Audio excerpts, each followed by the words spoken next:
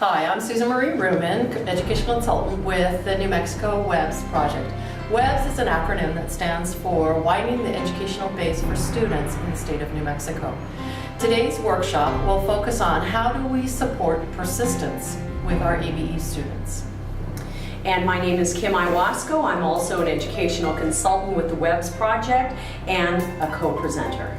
Thank you so much for being at our presentation this morning.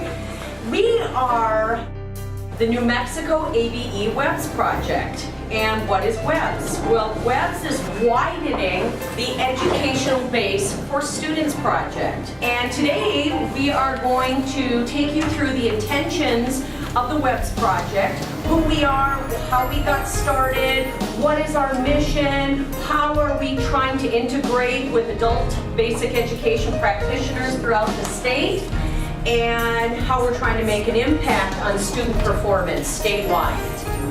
So what we want to share with you today truly are our intentions of the project, so you'll understand the project. The WEBS project is a professional development project for the ABE arena throughout the state. So our intentions is to reach as many constituents as possible, all right? With that in mind, because I won't read this to you, you can read this yourselves, but what I'd like to speak to you as you look at this is that our acronym, the name of our project is intentional. It is to build capacity. It is to nurture the notion that practitioners know how to do it better than anyone else in the locations that they are housed. So if our trainings are working, how are we going to know? We're going to be able to look at tables 4B, and 5, which are our state student achievement data tables. So that's how we're going to know, are we moving things forward? So with that in mind, the WEBS project has a handful of goals. And when you look at these goals, you can see that we're embedding our practices as a way of modeling what we want to encourage all of the practitioners in the state of New Mexico to do, and that is in data-driven influence. And as Susan Marie's talking about persistence, last year in the state of New Mexico, we lost more students than we kept that did not post-test. And so that's why that is on our priority list. It's right at the top. Excellent. Next goal as ABE instructors is to ensure that our students can transition to meet their lifelong goals. And that could be either college, more educational experiences, or a career. The third intention of the project is to create content standards. Another goal, formative assessments. Looking at how we are assessing what we do to ensure that, I know all of us have had this experience, wow, I did something and it really worked. Mm-hmm. But then you have to take a moment and step back and think, how do I know it worked? And that's what formative assessments support our practices. And then our last is, as practitioners, we want to practice what we preach. Our intentions truly are that we cannot do it alone. I know that all of you feel that way. Our intention is never to try to do it alone. And therefore, we have created the structure of our project to be multidimensional. We have 5 regions in the state. So we are identifying regional leads to support the efforts in a certain region. Northeast, Southeast, Central, etc. Okay? And here you can see how the state has been divided into the different regions. And then of course we have the central region, and on the WEBS website you can see more details about that and which ABE programs are associated with each region. Our intentions with the project is to identify 10 regional leads. We have 4 dynamic regional leads right now. Cindy, who is out of this campus. We have David out of Catholic Charities. They will be serving our central region. We have Gretchen Alvarado in the southeast region. And then we have Thomas McGahee, who's out of Grants. We're looking and desiring to have 2 regional leads in each region.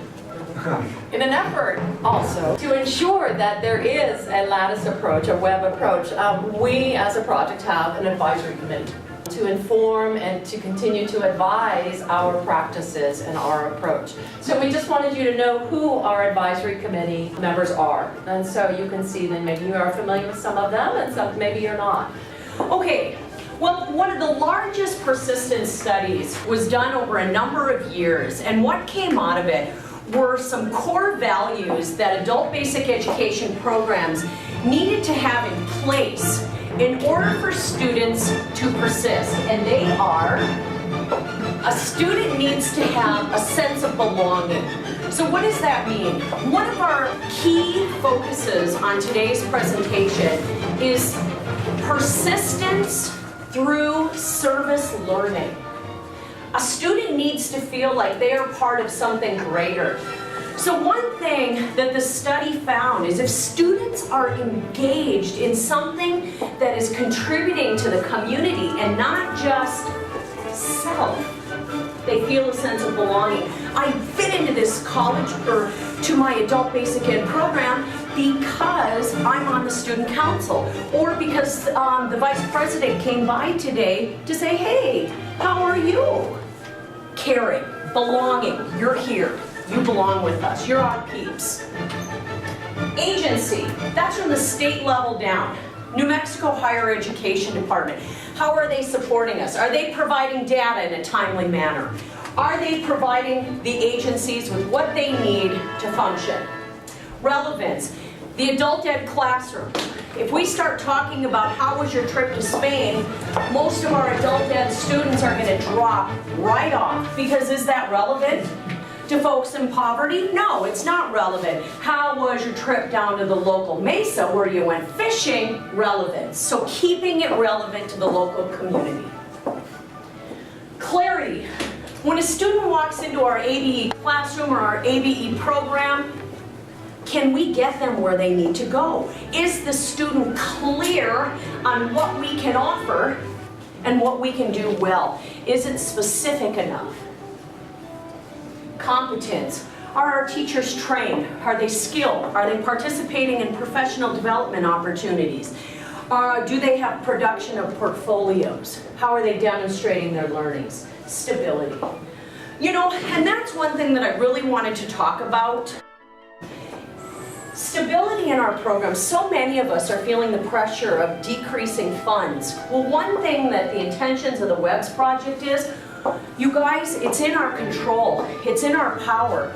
If we get more students to persist in our state and to post-test and to make level gains, our financial woes in adult basic education are going to go away because we're going to get incentive funding. Sure, we're always going to have some federal cuts, but I think what Susan Marie and I are really trying to bring back to folks is it's in our hands. And as we're going to be talking about student learning, it's not really in teachers, administrators' hands, it's in the hands of the students. Engagement. Well, we're going to let you folks read this on your own, because we base all of our practice on research. Truly, everything we do in the WEBS project is based on research.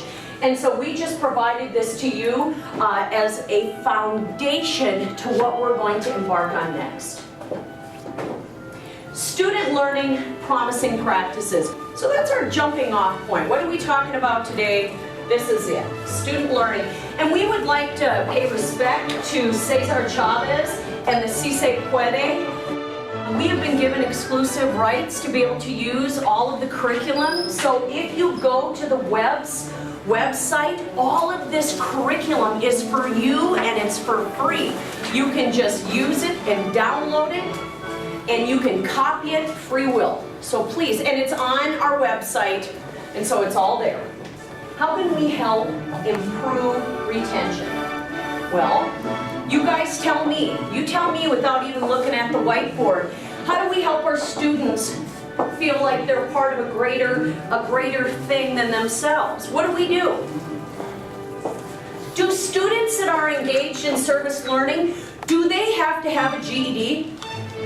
Okay. Do students have to have citizenship to engage in service learning? No. What about students that have committed felonies? Can they get involved in student learning? You betcha. They can. Nice. See? Yes. You got it. It doesn't, there aren't barriers. So you don't have to say to them, well, I'm sorry, you can't participate because you don't have X, Y, and Z. Everybody is involved in student learning. by investing in something greater than oneself is a way of persistence, supporting persistence so that we can impact overall growth. For some of us, this is a little bit of an old hat. Excuse me, absolutely. But I think there's a lot of validity in the force field analysis. Adult ed students have many negative forces that are preventing them from realizing their dreams. So what I'd like everybody to do is I want you to take your hands like this. Take your hands like this. Now I want you to press down. I want you to do, and this is something that I've always done with my adult ed students. Hey, you guys, has anybody ever felt like if you add 1 more ounce, you're gonna crack? Like just all the pressure on our backs, like you get the monkey off my back. Well, for our students that are kinesthetic learners, doing this, because even sometimes when a student would walk into the classroom, you know all I'd have to do is that I'd go like this and they'd say, yeah. What's weighing you down? What's bringing you down? So we can see the negative forces are everything that prevents an adult ed student from actually reaching their potential.